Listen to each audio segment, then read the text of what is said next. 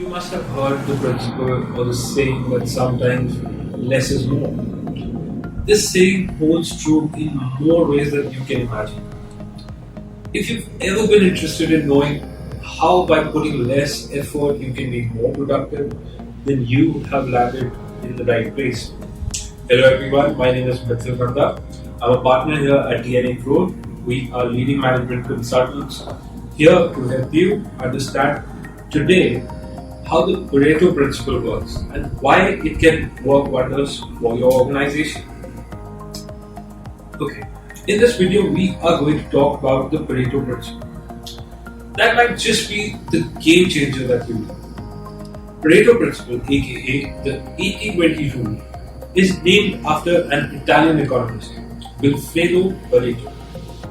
He observed how only 20% of the peas in a pod in his garden generated 80% healthy peas. Later, it led him to discover that 80% of the land in Italy was owned by just 20% of the population. Consequently, this discovery states that nearly 80% of the results are generated by 20% of your efforts. You'll see how this 80-20 principle can be leveraged in all areas of our life. Maybe in studies, social life, businesses, or marketing. The applications are endless. It is upon your imagination, your deliverance. Okay, let's do some quick math and see if this principle really applies. We'll do a Google research for the GDP wealth distribution of the world. We find out that out of 195 countries in the world, how much do they contribute to the GDP? Now, if we calculate 20% of 195, we get 39. Let's take the GDP rating of the top 39 countries in the world. We see that 20% of the world contributes more than 80% of the world's GDP. We are talking about the top 39, 38 countries in the world. The Pareto principle. Similarly, let's take another example. We know that India has a population of 1.38 billion. If we analyze a list of the Indian states, arrange them from the highest to the lowest in terms of population, we would notice that 20% of the states form more than 80% of the total population of the country. Now that we have established that the Pareto principle evidently applies everywhere, let us take a look at how we can use it in our business or our personal lives. I'll start by saying that time is our most precious resource and it should be used wisely. Pareto principle teaches us how we can use our time on the vital few than on the trivial many. This means that instead of utilizing a lot of time on a lot of things that may not give us the results that we need to obtain, we should spend our time the top 20% or the 20% most productive time. That should get us more prominent results. It is up to you to decide if you only want to do the hard work and gain less, or do the smart work along with the hard work on the right things and gain more. Now there are 5 ways in which you can use the Pareto principle to improve your business. Number 1. Identifying the cause of unproductiveness. Pareto principle can help you increase productivity at the workplace by determining which areas to focus your efforts and your resources on. This will help you achieve maximum efficiency. Managers in your organization can use this principle to establish the 20% of causes that results in 80% of your productivity. It will help the employees focus on the vital few and perform in a much efficient way. The second way how it can help is increasing your profitability. Regardless of the type of your business, it is a common occurrence that in any business, roughly 20% of your salesmen would derive 80% of your sales.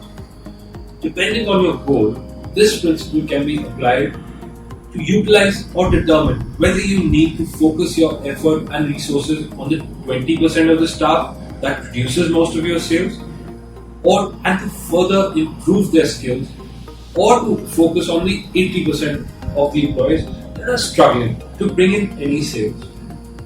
Also, the Pareto principle indicates that a small percentage of your total amount of customers produce the majority of your revenue. Similarly, only a handful of your products or a handful of your services, they are the ones who attract the most sales.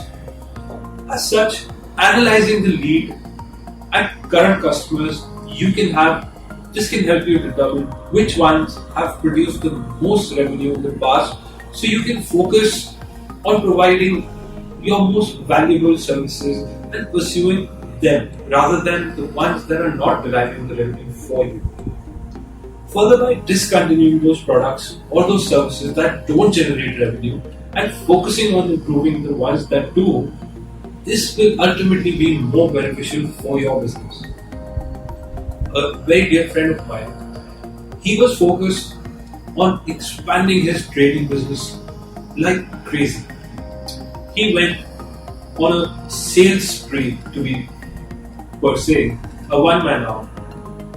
He decided that he would grant credit, he would do anything and everything possible just to increase his sales volume. Because trading at the end of the day derives profitability from turnover. 3 years into the business, he realizes that granting extra credit is an additional interest cost is beared by him. And from the 3rd to the 4th year of operation, he cut down his sales by almost 50%. And at the end of the 4th financial year, his profitability was almost similar to when he was doing the full amount of sales rather than the 50%. Less can always be more. The third way how this principle can be applied to your business is to improve customer service. Customer support is a crucial aspect of any business. So it is sensible to ensure that your customers are satisfied with the customer service that they receive. Now the Pareto principle indicates that 80% of the customer complaints are related to 20% of your products or your services. So a thorough investigation of which products or which services are causing a problem for your business can help you permanently sort out that customer service issue. Also, by utilizing the 80-20 rule, you can identify which particular customer service staff is associated with majority of the customer complaints. This will help you lay emphasis on changing the way in which the related staff interact with the customer. Not just the customer service rep, but this can be applied to your customer complaints pertaining to flaws in your production processes. By focusing on that 20% of problem area, identifying that problem area, you can permanently, if not omit, reduce that problem for your business in the long run. Now the fourth point, how you can use this principle, is to fix your problems. Now, this principle will be highly useful for prioritizing problems so that you can determine which issues have the greatest effect on your business. This not only allows you to identify problems, but it also enables you to take necessary actions to resolve the most important issues. Especially in today's time, you are faced with immediate concerns during this pandemic. You need to focus your efforts, your resources to fixing those 20% top priority problems.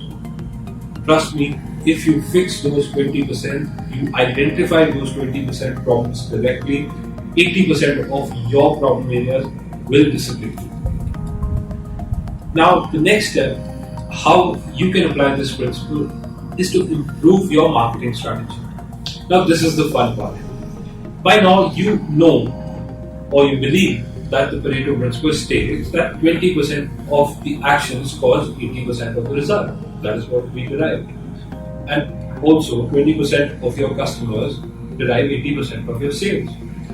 Now this leaves you with a very well defined, a concise group of customers to work hard on. Find more like them. If you can identify that customer base and you can differentiate how these 20% customers are different from the rest of the 80% of your customer base, you will focus all your efforts, you will devise a marketing strategy that is targeted specially to locate and convert customers who are like your top 20%.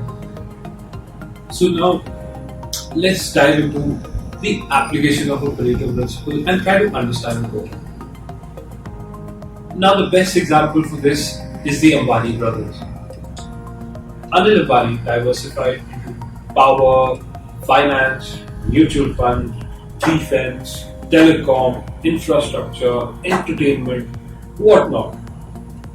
Mukesh Ambani has only one flagship company, Reliance Industries Limited, and has very recently diversified into retail with Reliance Jio.